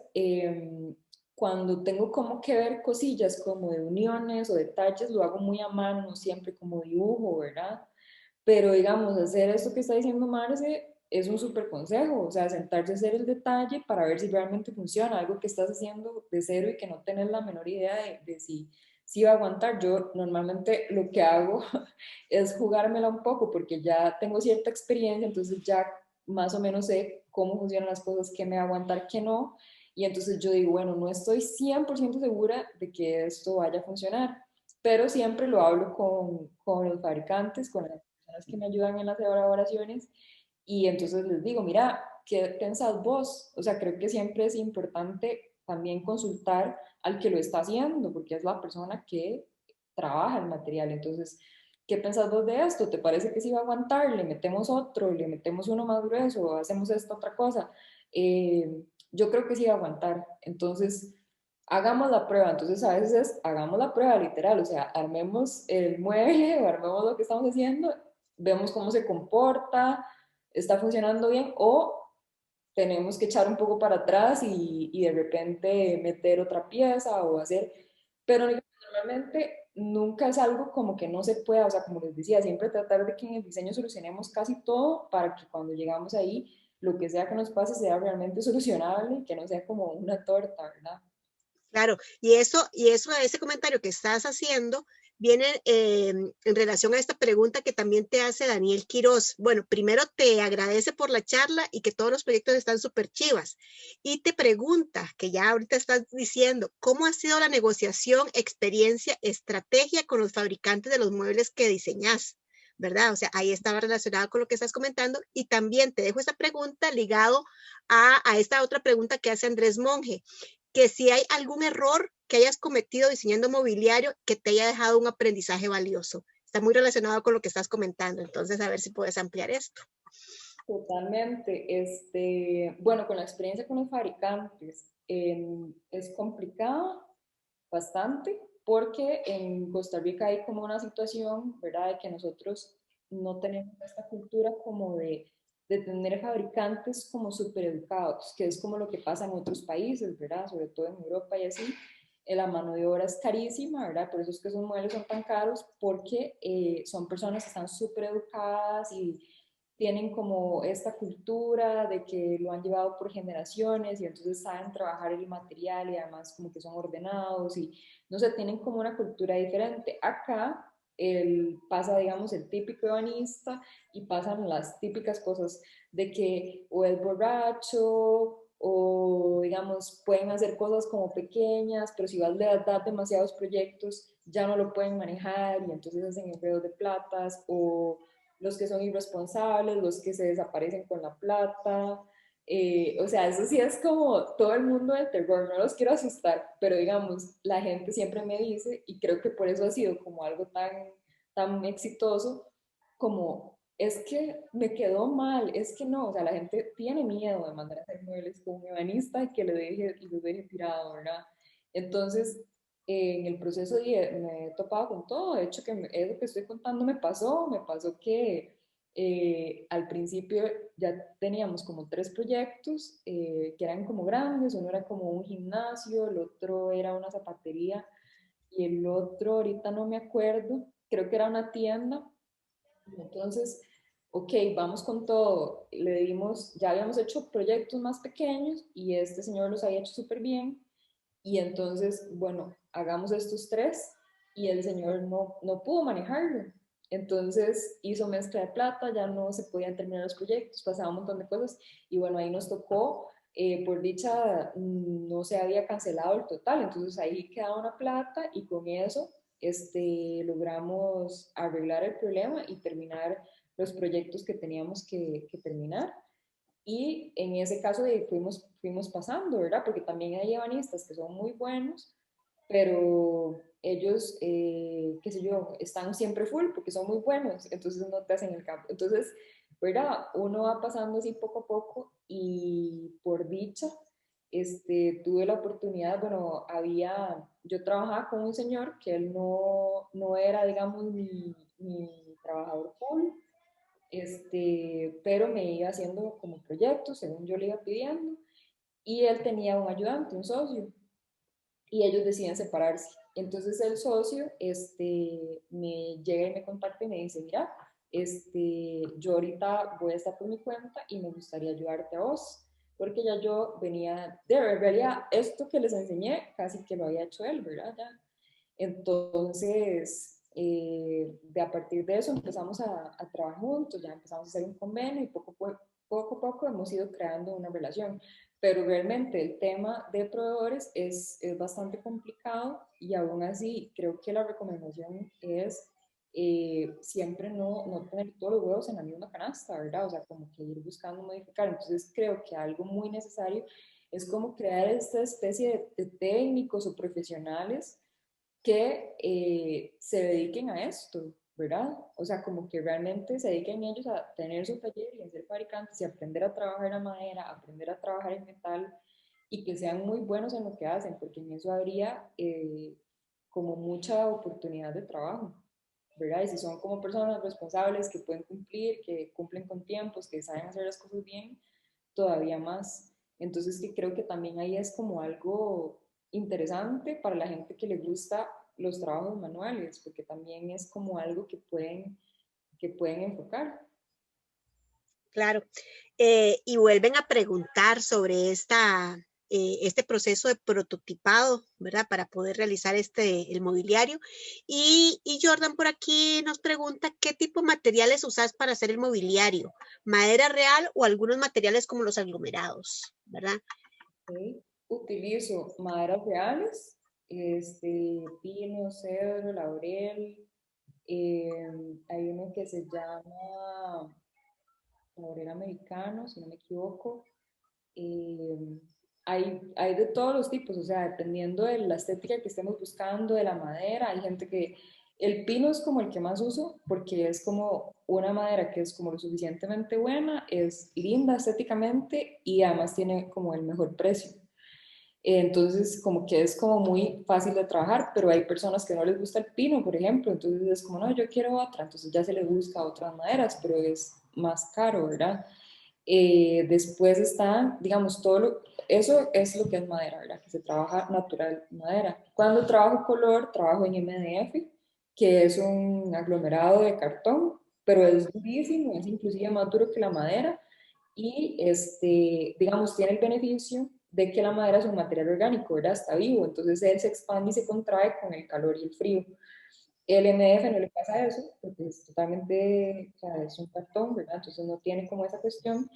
Y la madera, por ejemplo, en esas contracciones tiende a quebrarse, entonces cuando trabajas colores o pintura, se quiebra la pintura y hasta inclusive sale como de una mancha verde, que digo yo que es como clorofila o así, ¿verdad? No sé, como que tienen esto adentro, y entonces sale, es un pedazo de ser vivo, entonces como que él está vivo y tiene todo esto. Entonces la madera la trabajo así tal cual, madera natural, y cuando hago colores utilizo MDF. Y por ejemplo, hay uno que se llama MDF hidrófugo, que se usa como cuando uno va a hacer cocinas y así. Y también están como todas las melaminas, que ahorita hay unas muy chivas que son europeas, que están trayendo, y entonces esas melaminas son como resistentes a rayones, a todo, a vino, a manchas, o sea, no les pasa nada. Entonces son como un éxito y son, la verdad, unos acabados que parece MDF laqueado, digamos, pero digamos también así son de caras, ¿verdad? Claro. Mira, Sergio Cerdas tiene levantada la mano, entonces vamos a darle la palabra a Sergio. Adelante. Hola, Hola, Sergio. hola, profe, buenas noches a todas y todos. Agradecerles por el espacio, ¿verdad? A todas las personas involucradas, profes, a Melissa, muchísimas gracias por la charla, de verdad. Esto es un tema que tiene muchísima resonancia en mí, porque de hecho es parte de las razones por las que yo escogí esta carrera, ¿verdad? Y que tiene que ver mucho también con la Bauhaus, ¿verdad? Como ese punto de convergencia en donde se encuentran este montón de corrientes y cosas, ¿verdad? La artesanía, el arte y la ingeniería, ¿verdad? Entonces, mi papá fue ebanista y él desde los 9 años me dio un martillo, entonces, desde ese punto en adelante, de ahí siempre tuve como esa conexión. Y así es como escogí la carrera, ¿verdad? Algo en lo que yo pudiera hacer arte y pudiera impactar a la gente en la vida y así. Y la importancia del mobiliario, ¿verdad? Porque siento yo que para responder esa pregunta que nos hiciste al inicio de la charla, de la línea que está dibujada entre la arquitectura y el mobiliario, ¿verdad? Pero siento yo que más bien no existe, como que se borra la línea porque se encuentran, ¿verdad? Porque sin permanencia, sin la permanencia que nos da el refugio, no podría haber mobiliario porque el mobiliario nos da el confort y la posibilidad de poder estar en el espacio de manera prolongada y así es como vivimos nuestras vidas, ¿verdad? O sea, en una sociedad que ahorita es casi que sedentaria, ¿verdad? Al 100%, más que nada con esto que está pasando ahorita mundialmente, y pasamos la mayoría del tiempo sentados, o sentadas, en el trabajo, de camino al trabajo, si no es en el carro, es en el transporte público, pasamos sentados y si no acostados, ¿verdad? En nuestras casas y parte del tiempo pasamos así y el impacto que esto tiene en la salud mental, ¿verdad? Porque de ahí, al estar encerrados, ¿verdad? O al permanecer así, ¿cómo lo podemos pasar de la mejor manera, ¿verdad? Entonces, de los retos en el confort. Y sí, bueno, ese es el comentario más que nada. Y una pregunta que tenía para vos en cuanto a los retos y relacionado con la pregunta que hicieron anteriormente de los procesos de fabricación y el mercado en Costa Rica y la manufactura. Porque, bueno, yo ahí, ¿verdad? También le hago un poco a eso, estoy comenzando. La verdad, comencé como en el 2018, 2019, en taller, en uno de los talleres de diseño que el enfoque fue la Bauhaus, y ahí es donde ¿Sí? yo me doy cuenta, ahora se fue como ese clic que me dijo, mira, puedo hacer todo este otro montón de cosas porque en realidad el lenguaje del diseño es universal. Si uno le pone mucha atención, este, todas las leyes casi que son las mismas, ¿verdad? Para el diseño. No importa si es un mobiliario, si es el vestuario o los espacios que diseñamos en los que vivimos, en realidad casi que es el mismo, ¿verdad? El mismo lenguaje.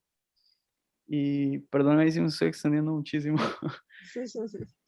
Pero es parte de todo esto que estamos viendo ahora, ¿verdad? Con todas estas personas como el de Crosby, Harry Nuriev, Nuriev, perdón.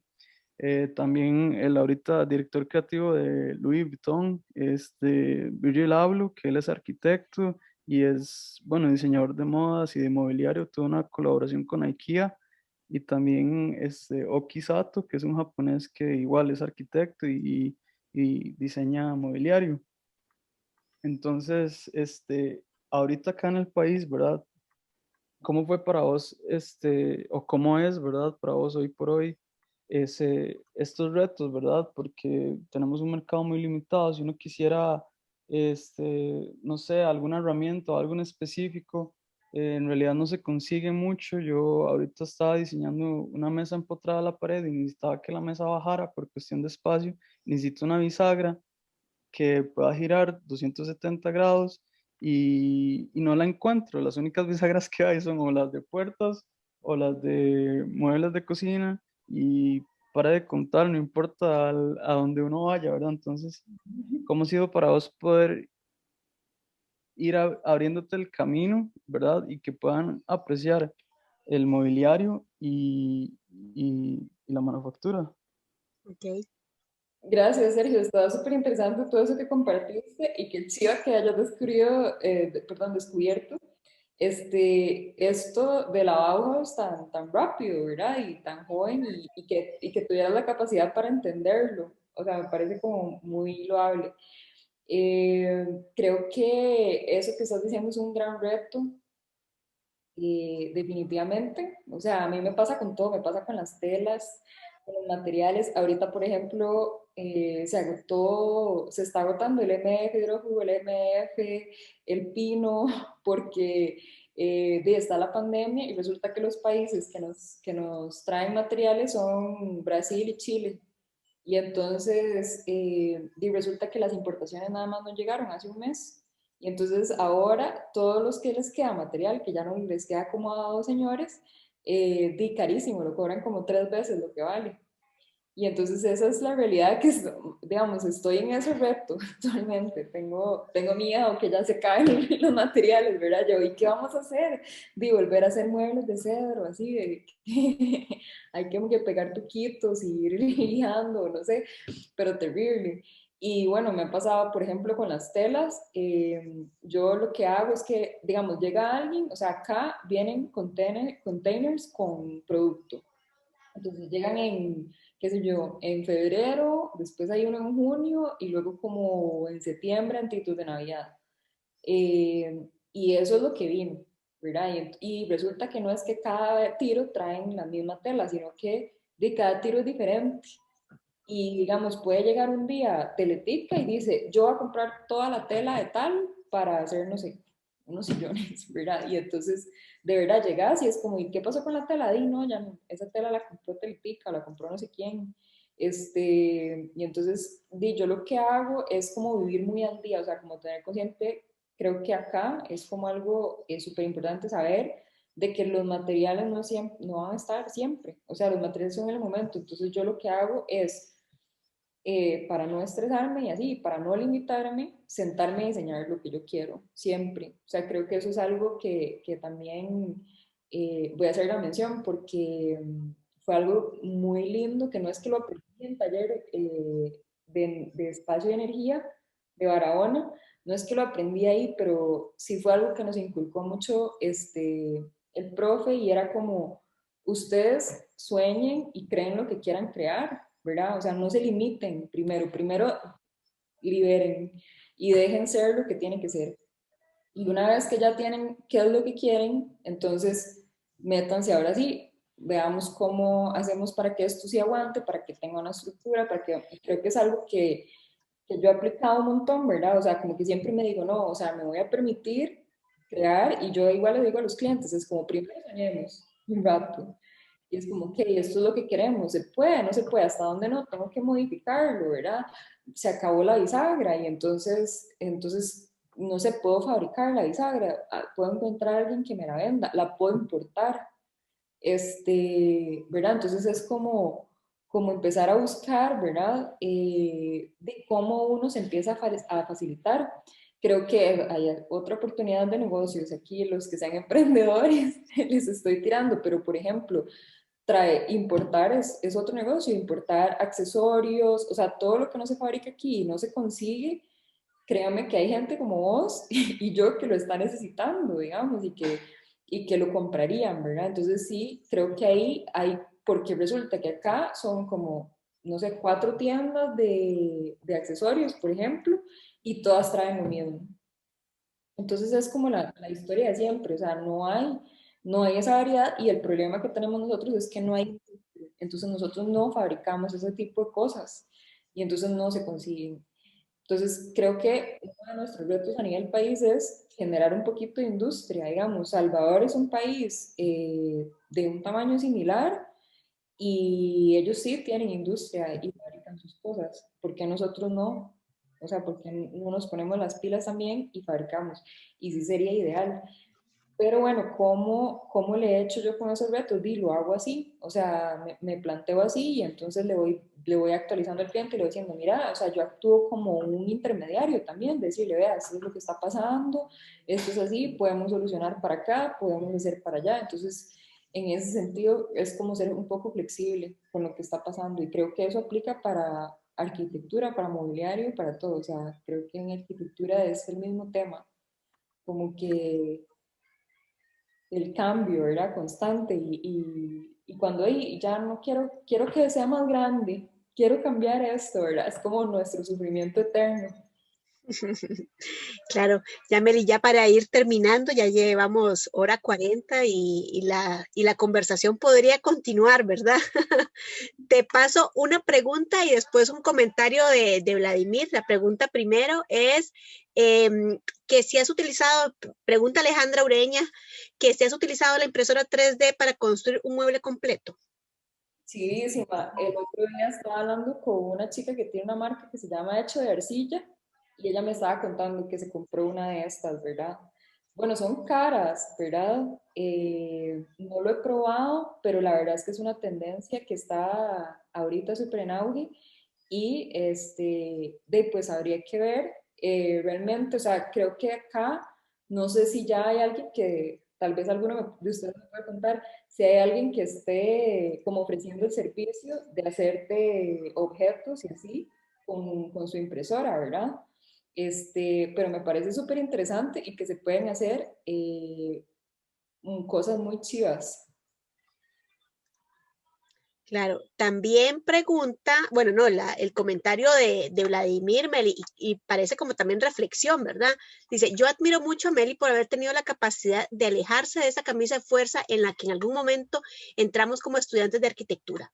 Ella es un ejemplo de que en un mercado saturado por tantos arquitectos podemos explorar muchísimos nichos con infinitas necesidades para los cuales poseemos y aprendemos habilidades de mucho valor que podemos orientar para ofrecer un servicio verdaderamente valioso y atractivo. Los arquitectos no solo diseñamos casas. Ay, muchas gracias, Blay, qué chiva, sí, o sea, definitivamente, y creo que es algo que siempre lo he llevado muy dentro y que también los invito a eso, o sea, como que no se limiten a lo que hay en el mercado, o sea, creen ustedes sus propias oportunidades.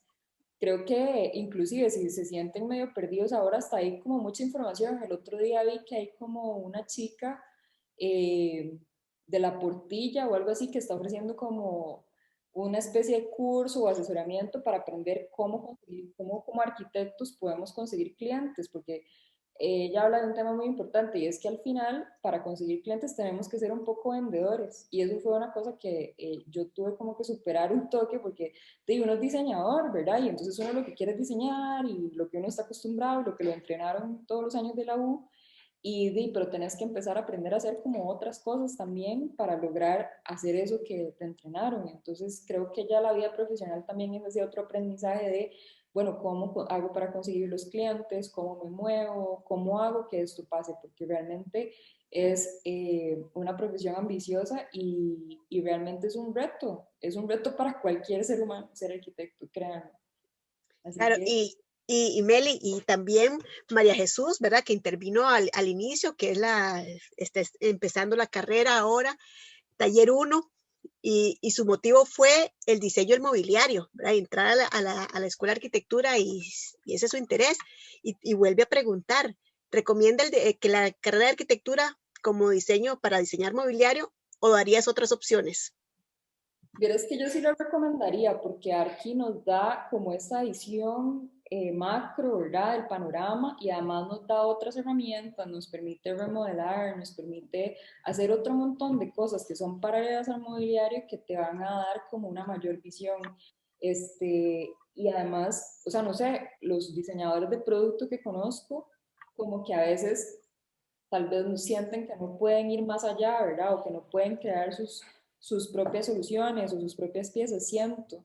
Y creo que Arki es algo que me ha dado, es como ese conocimiento de que yo puedo crear las propias soluciones, de que yo puedo ver dónde lo consigo, de que yo puedo ver cómo lo armo o ir a buscar, ¿verdad? Es como esa búsqueda constante de lograrlo. Algo que yo siempre me he propuesto es que, o sea, que lograr que lo que yo diseñé, lo que ideé, realmente suceda. O sea, eso es como mi regla número uno, es como que así lo pensé y así tiene que quedar. O sea, no me permito como decir, ay, no, no había, entonces así.